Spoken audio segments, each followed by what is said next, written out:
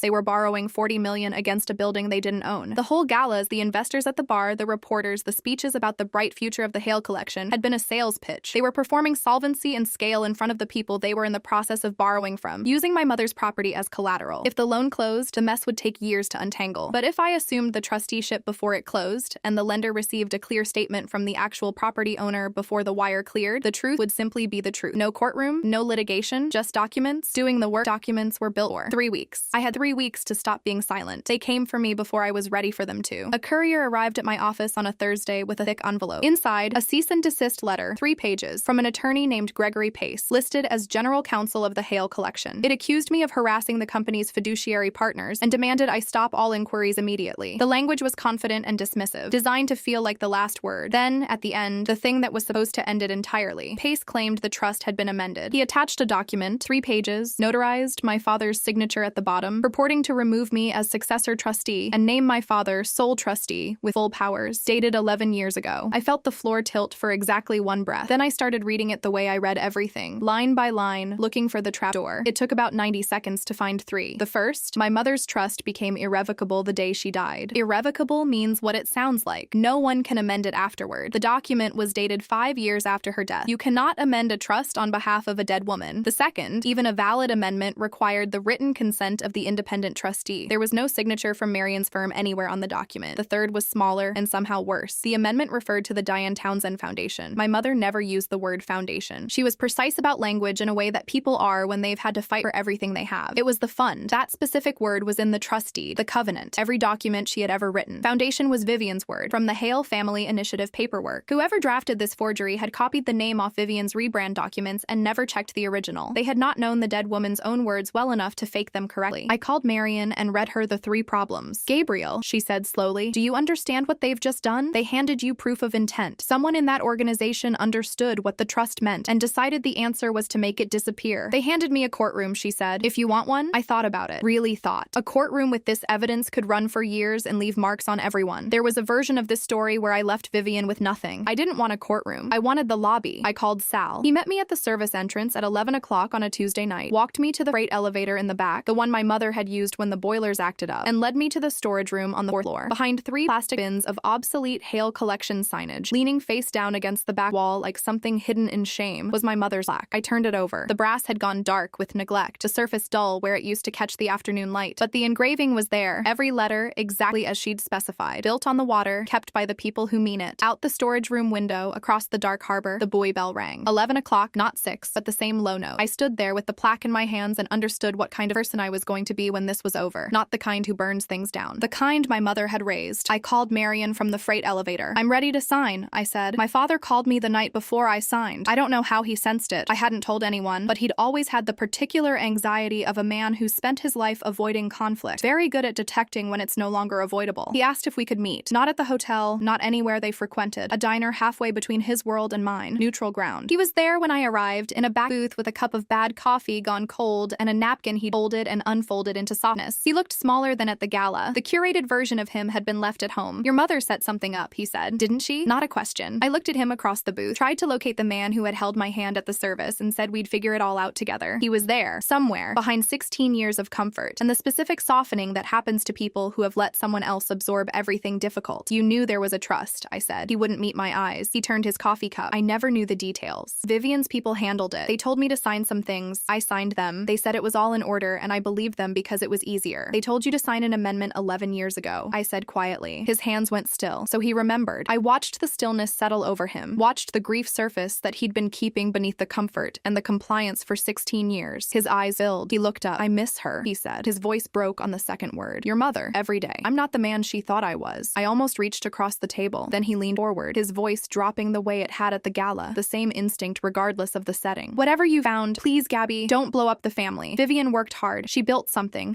He stopped. But I knew the rest. I'd heard it before. Don't make a scene. He didn't say it out loud. He didn't have to. I'm not going to make a scene, I said. I'm going to tell the truth on paper. That's all I know how to do. I paid for the coffee. We drove home separately. I signed on a Tuesday morning at my kitchen table, with a cup of coffee going cold and the documents laid out around the cedar box. No drama, no audience, no speech. The acceptance of trusteeship. One signature, triggering everything my mother had written into the structure. From that moment, by the plain terms of the trust, I held sole authority over the land, the building, and the $17 million in the reserve account. Then the notice to my father, ending his interim role. Then the certification of trust to Marion, with instructions to transmit it to the lender mid-process on the $40 million loan. I put the pen down, washed my coffee cup, and put my phone face down on the counter. It started buzzing at 11:42. I let it. I went for a walk, bought groceries, made dinner, came home and let the buzzing migrate across the counter like something angry. When I finally turned it over, 68 missed calls. Vivian, my father, Brooke, Gregory Pace. The same names cycling through the afternoon and into the evening, arriving in waves as the implications landed. I listened to every voicemail. Pace's first 2 were lawyerly and cold. His third was less composed. People aren't accustomed to having the ground removed from under them in a way they cannot argue with. Brooke left 2 voicemails and a text. The voicemails were variations on disbelief. The text was, "This is insane." My father left 3, each shorter and more frightened than the last. The final one was just, "Gabby, the bank is pulling out. Please call me." Vivian left 4. The first was warm. "Gabrielle, sweetheart, I think there's been a miscommunication. Let's sit down, like family." The tap running soft and even. The second was businesslike. Significant investments had had been made in the property. Any disruption would harm the staff and community. She hoped I would consider that. The third was cold. Her attorneys were prepared to file for injunctive relief. The fourth arrived at 9:40, after Pace had given her the full picture of what the certification meant for the loan. The warmth was completely gone. The control, mostly gone. What remained was something raw, something that had been sitting underneath the rebranding and the galas. "You ungrateful little nothing," she said. "After everything we built, after everything I gave up to hold that family together, you think a piece of paper makes this yours? We will bury you in court. Do you hear me? We will bury you." I listened to it twice, calmly, the way you listen to a weather report for a town you no longer live in. She had told a security guard I wasn't family. She was finally right about something. Family doesn't hold the deed, the owner does. I deleted all 68 messages and went to bed. At 12:10, the buzzer went down and held. Then knocking, real knocking, the kind that will not accept not being answered. I looked through the people, all three of them in my building hallway. Vivian in a coat thrown over whatever she'd been wearing at home, the first time I'd ever seen her without the full presentation assembled. My father behind her, gray and unsteady. Brooke at the edge of the frame, phone already raised and filming before I'd opened the door. I considered not answering. I had said everything I needed to say in documents, but I had spent 16 years not answering doors. I knew where that led. I opened it. "You don't get to do this." Vivian pushed forward, voice already raised. "You don't get to vanish for 16 years and then crawl back and steal what we built." I didn't steal anything. My voice came out quiet, almost soft. After 16 years of silence and 3 weeks of preparation, I had expected some bigger feeling. Instead, there was something very clear, very calm. "Come in," I said. "You're letting the cold in." That stopped her. She'd come for a fight. I offered a chair. They filed into my kitchen. The trust documents were still on the table from the morning, and Vivian's eyes went to the deed and away fast, like it burned. My father sank into a chair without being asked. His hands wouldn't stay still on the table. "The bank pulled out," he said. "The loan, $40 million. The expansion was built around it, Gabby. We needed it." "You needed a loan secured against a building you don't own," I said. Vivian recovered fast. She always did. "Fine, there's a trust. The structure is more complicated than we understood. The business is still ours. The brand, the bookings, the staff, the operating history, none of that is yours. You own bricks. We own the company. Be reasonable. Let's negotiate a lease arrangement that works for both of us." She'd found the one piece of leverage still available to her and reached for it quickly. I'll give her that. An empty building earns nothing. She didn't know I'd already used the lease against her. "There's no lease to negotiate," I said. "There's a lease in default. Your company breached it the first time it changed my mother's name on anything without the owner's written consent. That breach has been formally noticed. The lender has a copy. So does the board." "The board?" Her voice thinned. "You went to the board. As the property owner, I'm required to notify relevant parties of material matters." I kept it flat, almost boring. Boring was the most devastating register I had. Every board member who was in that lobby watching you have me removed received the same packet as the bank. The deed, the lease, the default notice, and a copy of the document your attorney sent me. The one amending my mother's trust 5 years after her death, referencing a foundation she never called a foundation. The kitchen went very quiet. Brooke lowered her phone. My father stared at the table. Vivian turned to him with her eyes filling on command, her hand on his arm. "Richard, say something. Tell her what I gave up for this family." My father looked at her hand on his arm, then at me, then at the deed. Then he reached up very slowly and moved her hand off his arm. He didn't say anything. He just put her hand aside and put his own hand flat on the table, and that small motion said everything he couldn't. Vivian gathered herself. "You own the bricks," she said, "but you'll never be what I made of this place." I stood up. "At your gala," I said, "you told a guard to remove me. You said it where the reporter and the board and the investors could all hear it. You said I wasn't family." I held her eyes. "You were right. I'm not family. I'm the landlord." The word sat in the small kitchen like something solid, like something that had been there all along and finally been named. "You can keep your name," I said. "Stay Vivian Hale. Run a hotel somewhere else if someone will have you. But you will not keep my mother's. Her name goes back on that wall. The fund goes back to its original name. The Hale era ends today. With the document, it should have been stopped by 16 years ago, if anyone had been willing to read it instead of just signing it." I held the door open. They left. Vivian first, then Brooke, with her phone finally down. My father lingered in the doorway a moment, searching for something worth saying. He couldn't find it. He put his hand briefly on my shoulder and walked out. I closed the door and stood in my kitchen with the deed on the table and the cedar box on the counter, my mother's letter still facing up. "Don't fight them, sweetheart. Just stop renting them your silence." I had stopped. The loan never closed. Without it, the expansion collapsed. Without the expansion, and with a defaulted lease hanging over the arrangement, the Hale collection had no future in the Harbor Crown. I gave them a choice. A proper lease at fair market rate, with the name and the fund and the plaque fully restored, on terms I controlled, or they could walk away. Vivian couldn't stomach being a tenant in the building she'd tried to own. She walked. So did Brooke. Gregory Pace resigned within the month. The forged amendment, a problem that would follow him to his licensing board for some time. My father stayed. I created a small honorary role that suited his genuine love for the place and his complete unsuitability for anything operational. He comes on Sundays sometimes and stands in the lobby for a long time looking at the plaque. I let him. Grief is allowed, even when it's late. 2 weeks after the midnight knock, I stood by the tall window while a restoration man remounted the brass plaque on the wall. Clean now, the surface brought back, every letter exactly as she'd specified, a few inches lower than it had been before. Her choice, originally, so a child could trace the letters, built on the water, kept by the people who mean it. Sal stood beside me with his hands folded. "She'd have liked that," he said. said. You doing it without shouting. She wrote it that way, I said. Out past the dock, in the late afternoon, the buoy bell rang. I stopped what I was doing. I listened until it finished. Then I went back to work. The Harbor Crown runs under the trust now. The Diane Townsend Fund sends local kids to culinary school again, fully funded from the reserve she left for exactly this. The first new scholarship recipient starts in the spring, a 17-year-old from 3 streets over. I keep my practice, 3 hours north. I drive down on weekends, sit in the lobby by the window. At 6 o'clock, the bell rings and I stop. Every time, without fail. The cedar box sits on my desk with the lid open and the letter facing up. The last line visible from where I sign things. Don't fight them, sweetheart. Just stop renting them your silence. People ask if I forgave them. I think that's the wrong question. The boundary isn't built on forgiveness or grudge. It's built on a deed and a name and a wall. On knowing exactly what is mine and refusing, ever again, to pretend otherwise. What's built on someone else's silence only stands until the day they decide to stop being silent. That's the whole story. One box, one card, one call at midnight, one signature on a Tuesday morning with a cup of coffee going cold and no audience at all, and a name back on a wall, exactly where it was always supposed to be.